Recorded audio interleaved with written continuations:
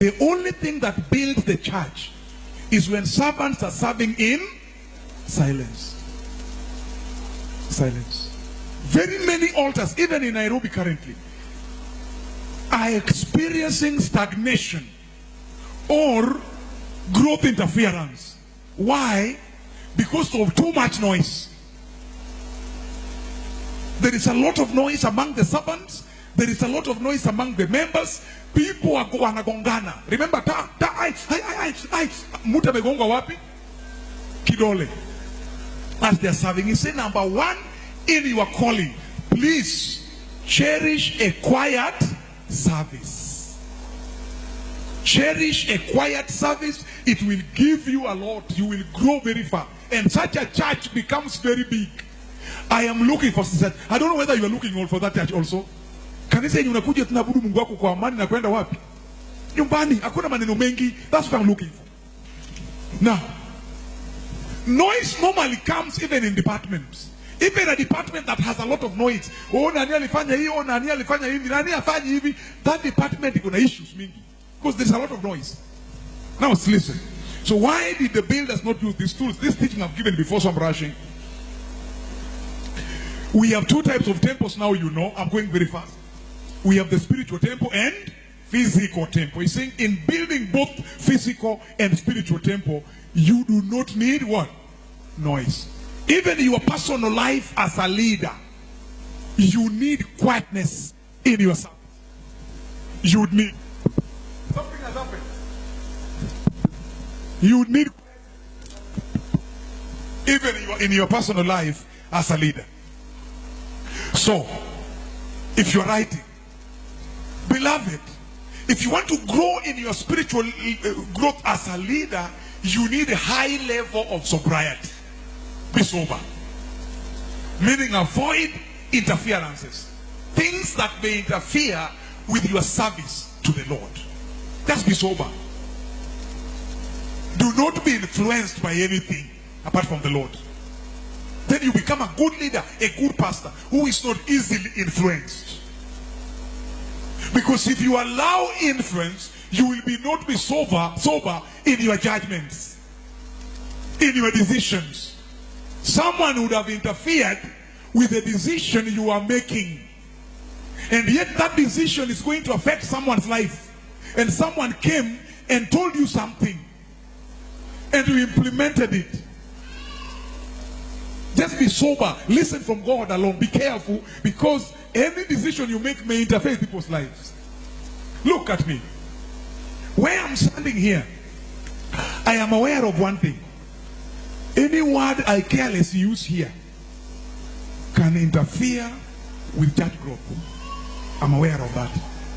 So I am so sober in my words and actions. A leader must be extremely careful with their words and actions, because any action interferes with the entire church. Any small thing like this interferes with so many people down the line.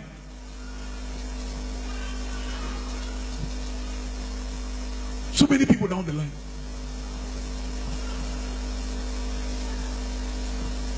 Exodus 20 verse 24 and 25.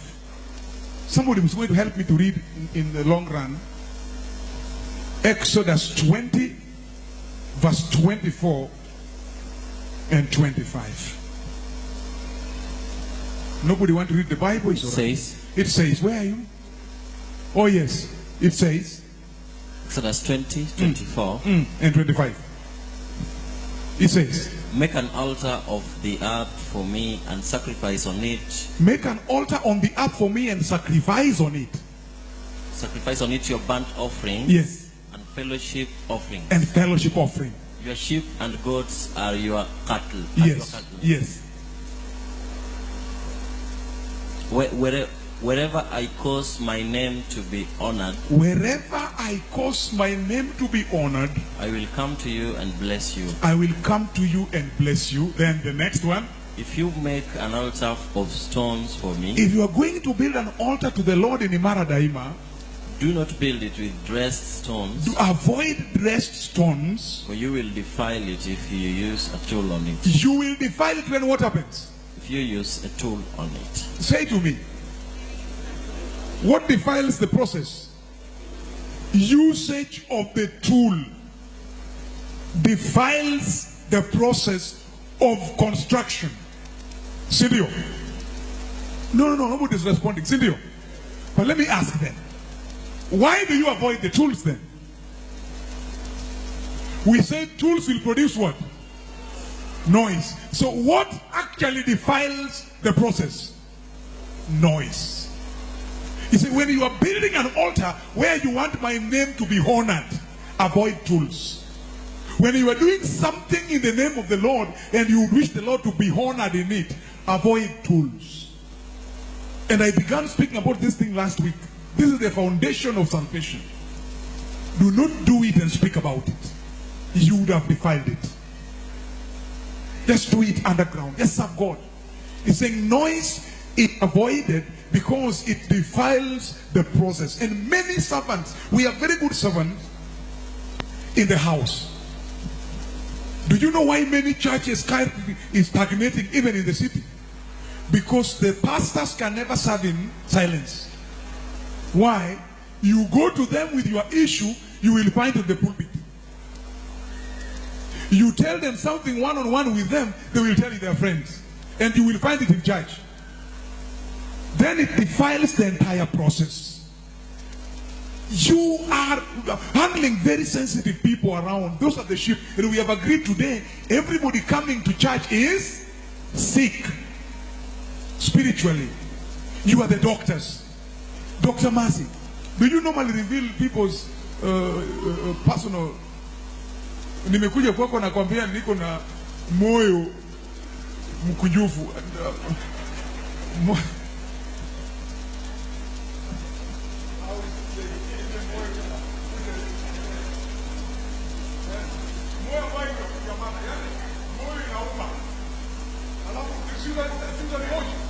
Sit up here, sit down here. So what is your name? My name, what is your age? My age is, what did the word? You are going to write. In my service as a pastor, one day in Kanyole, I got sick. In Kanyole, while I'm in the office, in the church. So I was being rushed to the hospital. I'm serving and I got sick. So I'm rushed to the hospital, which is called Patanisho. Just like the church. So when I entered like this, the first room normally see the doctors. When I entered the room, the doctor I found there began to smile. And I smiled. So I said, what has happened? I was wondering, what's going on? What is the problem, Dr. And I know you. I didn't want that. Because as a pastor, I will lack authority. Because I can't remove my clothes. And the doctor may want me to remove my clothes, right? So I say, I can't do this. What is this now? You know? Then, akaniambia, I know you. You see, when you pastor kanisa hapa, akasema yeye ni nini? Alafu akaniuliza unaitwa nani? Hiyo maswali daktari mbaya mbaya. Unaitwa nani? Uko na umri gani? I say you can't ask your pastor his age. What is wrong with you? Uko umri gani akaandika. Akishaandika akanipeka karatasi nyingine niende next room ya injection. Do you know who I found there? The sheep of Christ. From Kayole. Alafu naingia nasema God of heaven. What do I do now? Should I go back home or what? And I'm very sick with pneumonia. So then ananiambia, Pastor, toa koti. And the worst issue was a lady, Pastor, toa koti. So I got angry and say, what? Nitafutie mwingine. I said, can you please, out of honor, find another doctor with the same facility who can handle me? Not you.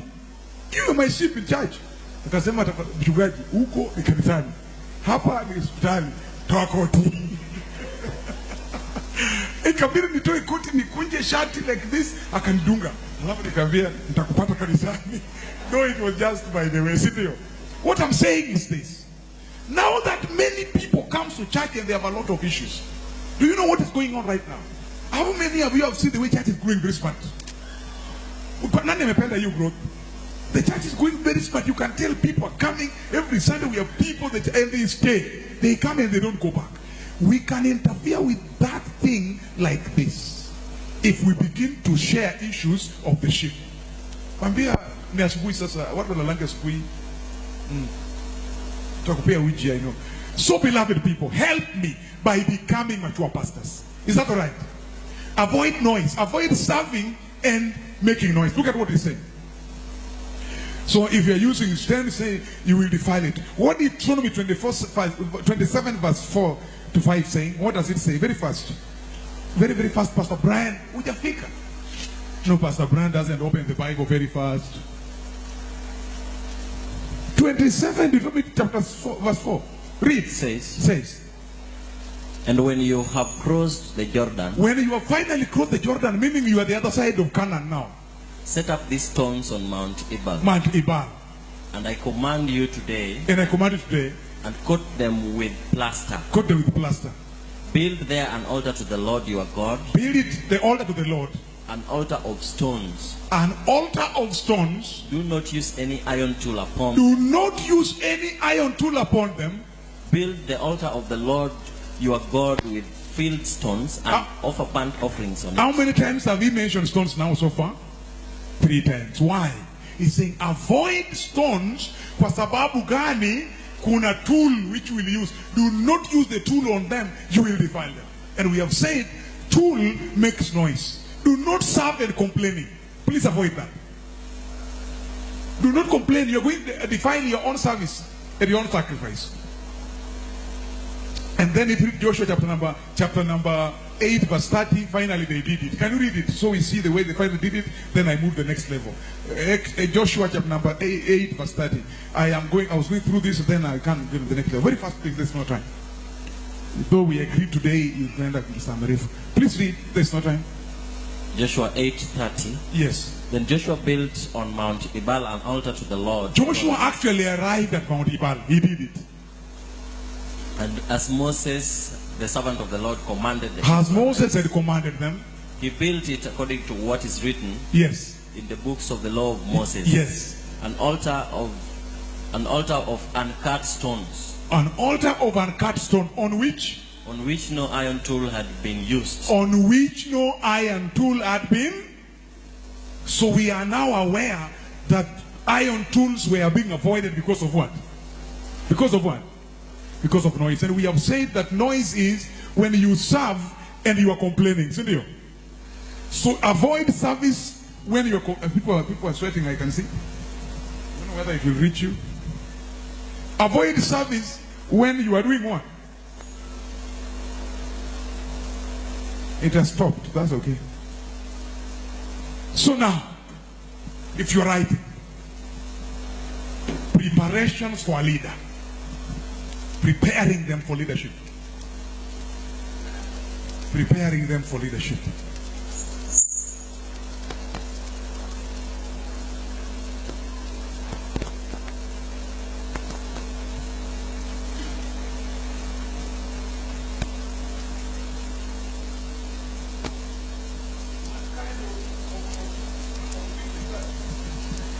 First Chronicles 22 verse 2 to verse 9. Read very fast.